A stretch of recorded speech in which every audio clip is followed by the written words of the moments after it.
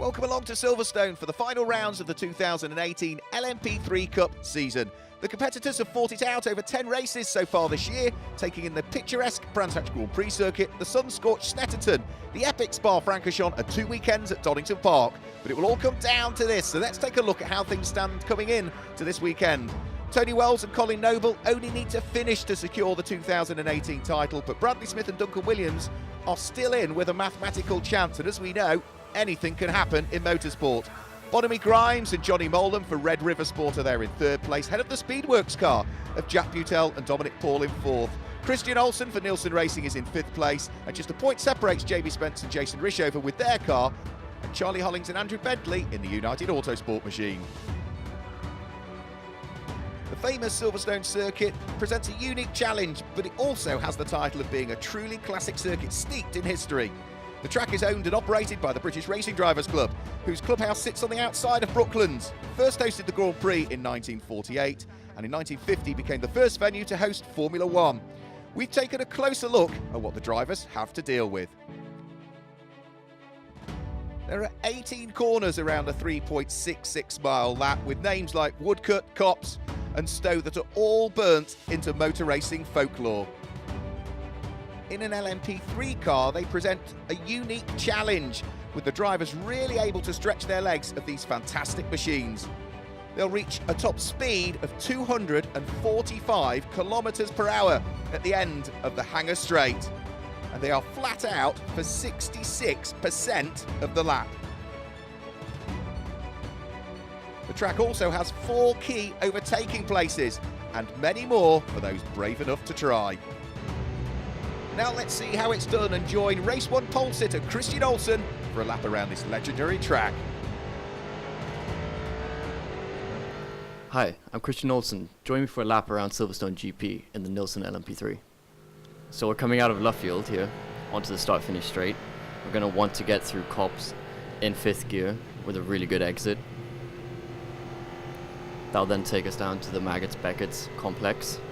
We're going to want to get right over to the right before sending it in over this curb, taking as much speed over the right-hander. We're going to want to get up over that curb to really flatten out and straighten out the exit onto the Hanger Straight here. Carrying all of that momentum up into 6th gear.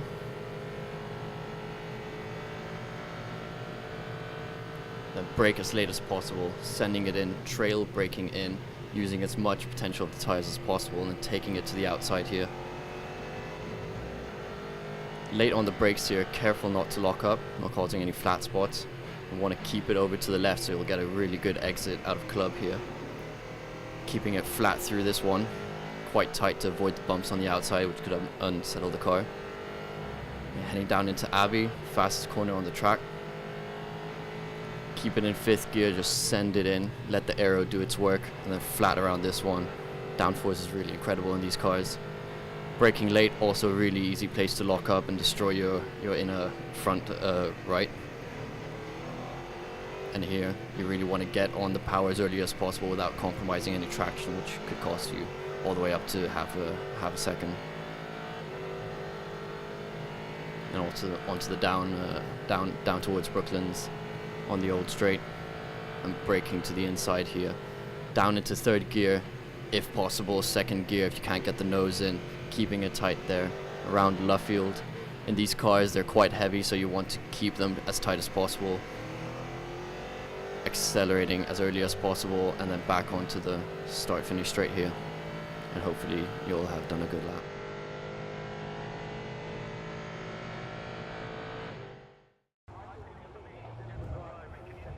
Fantastic stuff from Christian Olsen. Now let's hear from the top 3 qualifiers. But every time we go out on the circuit over the last 24 hours, it's been different. So it's been wet, dry, and then it was definitely wet this morning. And it was okay. We can't get the car quite right, so we're just really struggling with grip. So P3 is okay, but I think we should have been fighting for pole. So we got quite a few changes to make to the car. I think it's going to be dry this afternoon. The wind's died down actually, and the sky's looking quite nice now. So I think it's going to be dry this afternoon. But I think for tomorrow it's probably going to be wet. I think. We've got a bit of a mixed grid this time round with a few new faces and same faces but in different cars. So what's your take on that? Same as ever. You just have to deal with what you're kind of given and race everybody the same as always, which is to try to get to the front. And I think it will mix it up a bit, so I think it makes it more fun. So I haven't actually driven an LMP3 car here until yesterday, and it's mega actually, and particularly in the dry, you really feel the downforce, and you have to use the downforce. So if you come from let's say a GT4 car like I have, you're not used to such a level of downforce, so you really have to lean into the downforce. So it's an incredible feeling actually. So it suits this kind of circuit.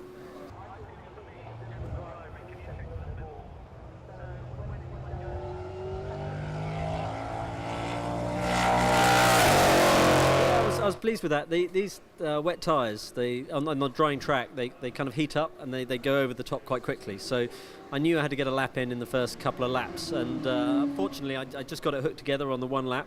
Second lap I was purple again on my previous lap, and then I overcooked it. So, and then from that point on it was downward hill. The tyres had overheated, and I was always chasing a time then and couldn't get back. But P2, I'm pleased with that. I mean, I'm gutted I didn't get P1. I think this was a good chance to get P1. But Christian is a fantastic driver, so it's always going to be tricky. And this race sees you making your debut in the Norma in the LMP3 Cup, so a different experience for you. Yeah, it is, and I like the Ligier, but the Norma I feel communicates to me a little bit more. And once you got that communication going and you pushed it to the limit, found the limit, it gives you confidence, and then driving the car with confidence it just builds from there really. So it seems to be going all right so far. We'll have to see what it does in the race.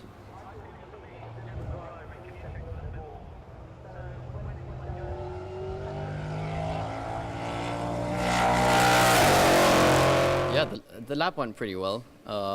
It was in the window just before it started drying out too much. The tires came in quite quickly, maybe a little bit too much, and the pressure sort of peaked. So it's kind of about finding out where the track was drying, where it was dry, where you could cool them down. So on my last lap I actually went purple sector in 2.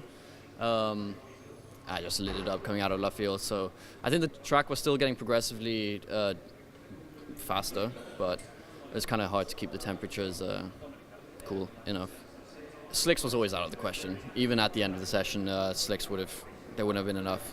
But even on my last lap, I still would not have gone with slicks. It's safer to just keep the wets on, because the thing is also at this track you have a lot of running water that comes across the track. You do not want to be coming out of Chapel Curve and then hitting that river in slicks. So I don't know what the weather is doing here. I never know. I never understand what the weather is doing here. I think for the time being, it's looking like slicks. So yeah, we'll just play it by ear really, and try to get a good result. And with Tony and Colin in the championship fight, are you going to be mindful of that, or are you just going to do your own thing? Well, I mean, of course, I'm not driving in the championship here. I'm here to get experience with my new teammate for the Asian Le Mans series. And just to have a good weekend, see how we work together, and try to get a good result if we can. But obviously, I know the priority for the team here is trying to secure the championship, and it's not like I'm gonna let them through if just pull over to the side. But I'm obviously going to be extra wary of any sort of collision, any sort of anything that could jeopardize their championship efforts.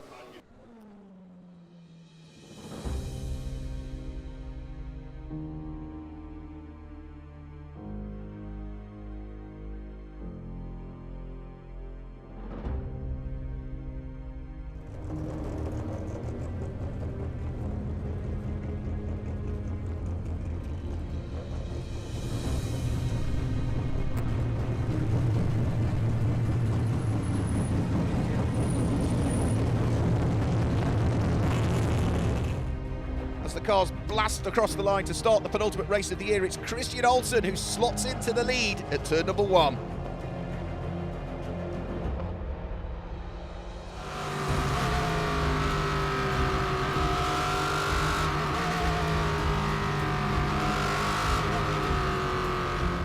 Duncan Williams and Dominic Paul are both looking very racy and want to progress, but it's Olsen who is in a class of his own out front.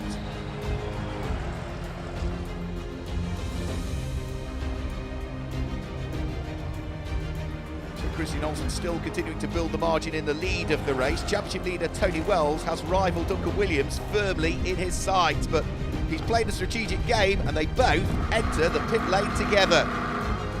Duncan Williams will hand the car over to Bradley Smith. Tony Wells will hand the car over to last year's LMP3 Cup champion, Colin Noble.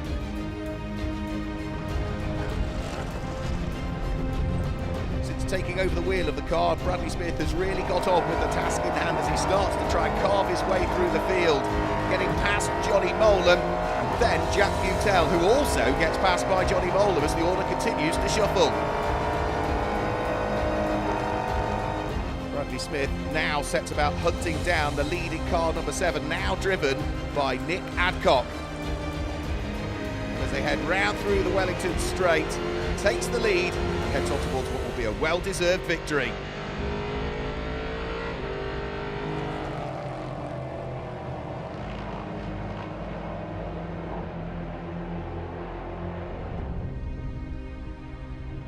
Despite doing everything, Colin Noble takes the flag, and with it, the 2018 championship title.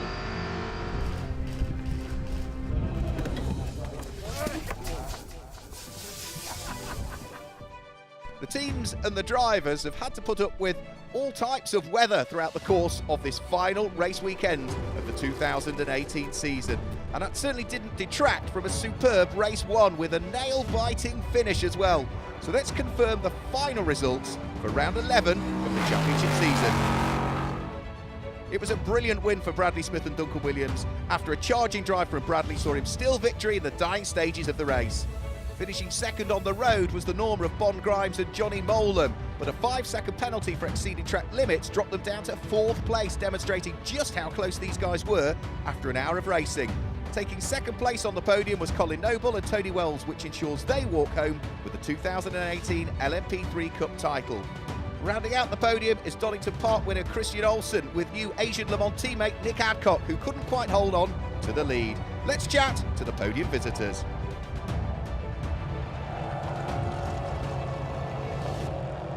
Yeah, I mean, after getting through Copse and Maggots and Beckett's, it's pretty much just straight sailing from then on. Just trying to lay down some good, consistent lap times. Consistency was there. Still, some time I want to find in terms of outright pace. Still about 8/10 of the other guys. So I think we could still find some performance in the car, but it's also at the moment we're concentrating on having a good, consistent car also, for Nick to get some more experience in and to feel comfortable pushing himself, and also just for myself to have good consistent car to lay in good consistent lap times.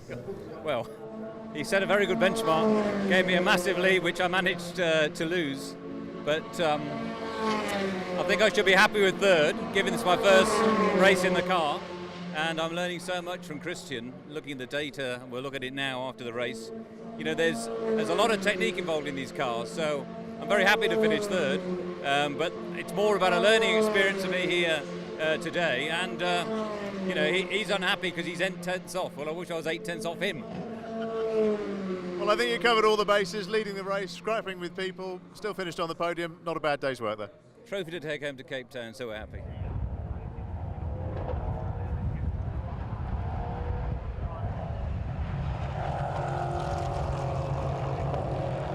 Yeah, well, I was just sort of trying to keep out of the way. Obviously, we had a championship to win and we needed some points, so that was about as lackluster as a start as I've had all year. And I mean, the car was fine. I just couldn't pass, and the guys in front were trying to put themselves off the track and spinning. And when I came to try and make a move, it was either I backed out or there was massive contact, or in fact there was some contact, and we just had to finish. So I thought on this occasion I'm going to stay a little bit more cautious. So all right, so we came in 5th, but it was all nip and tuck, and then it was up to Cole. Cole, pick up the mantle. Yeah, so I was kind of similar to Tony. I kind of caught the battle, and I didn't want to get too involved. I just waited until there was a clear-cut chance to go through. There's no point taking any risks, because we knew where we were sitting was going to be enough.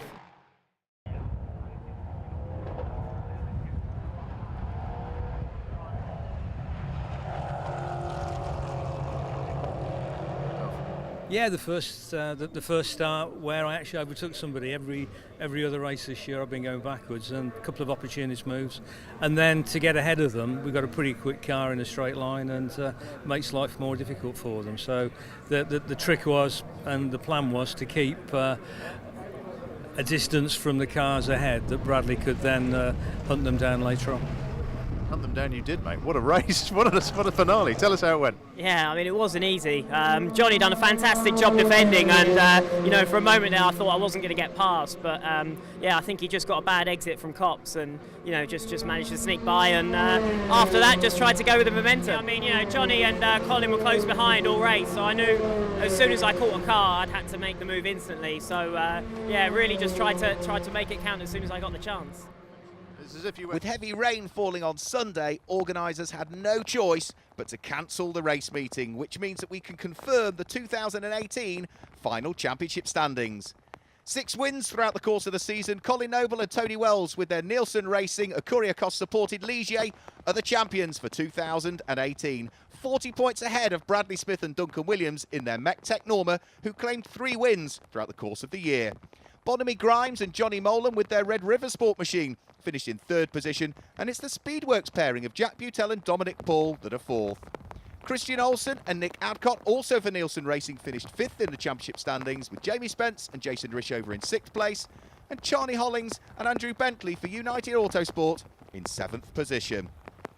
With the title sewn up, we sat down with 2018 champions Tony Wells and now back-to-back LMP3 Cup champion Colin Noble.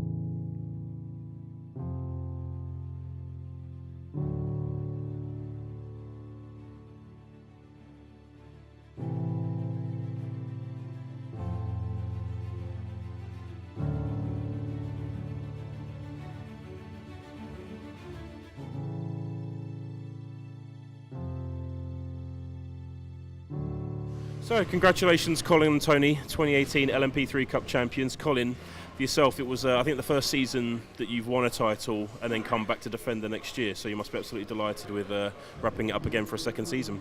Yeah, it's been a very good year, and always a little bit more pressure when you're coming back trying to keep a hold of the championship, but yeah, we got a good start and we've just been very consistent throughout the year. It's been a bit of a different challenge this year. We've had a Norma on the grid as well, and it's sort of diced things up again. So, has the full season in the UK behind you helped you prepare and helped you sort of have the confidence to go out there and get it done this season? Yeah, definitely. Moving to Michelin's definitely helped as well. Tony and myself, we race in Europe on them, so coming back to Britain, and it's we could put our experience in Europe and use it in Britain. And yeah, Nielsen gave us a good car as well. So yeah, it's an overall very good year. Tony, you raced with Nielsen in Europe for the previous 2 seasons and moved with them to the LMP3 Cup as well this year. Must obviously continue to feel at home and had a good season working with Colin. Yeah, I mean, I've raced with Nielsen since Sven started the team, so that was with Radicals. I mean, obviously we raced together in Michelin Cup last year, and he beat me last year in UK Cup, so it was an easy choice to team up, and we've had a good season. So, has racing in the UK for the past 2 seasons well helped you with the preparation and getting your head around the cars for the longer races in Europe, and sort of helped you with that, the time in the car? Yeah, I mean, the time in the car is very helpful. I don't think you can have any sort of in terms of giving you the opportunity, particularly when I'm not racing all the time, to be able to do 3 championships in the same car with the same, with 2 different teams, you're learning all the time, and it's been extremely helpful. Obviously, on Friday I was in Portimao testing ahead of ELMS and Michelin Cup weekend, and then racing here, and I never seem to be out of the car. In fact, I don't seem to have a job anymore, but better not put that on the video. Silverstone as well here as we're finishing the season up as sort of happy memories for you early in the season, racing in Europe as well with good success as well, so it must be nice to come back here and wrap up this season on a circuit that's got nice memories. Yeah, of course. I mean, it was first ELMS win at Silverstone, which is ironic because normally I don't go well at Silverstone, but there you go. It is. It was good to get back. I actually prefer the new track surface. That's sort of made the difference for me. The car it's more balanced with the new track, so I'm happier on it. And Yeah, I mean, obviously I'm fighting for 3 championships now. We have still a chance for LMS and 3rd in Michelin Cup, so this is one off the list. And Colin, back to finish up, it's a long season racing across Europe, and obviously the Portimao round is still to come. But you must be feeling bullish not only about that, but then moving to the future as well, with 2 titles here behind you and continuing your progress in Europe and prototypes. Yeah, really looking forward to it, and Tony and I are doing Asia together as well. So hopefully continue our form into there. I'm really looking forward to competing over there. As the strains of the Ecuria Cost team's bagpipe player fill the air, we're going to take a look back at some of the 2018 highlights.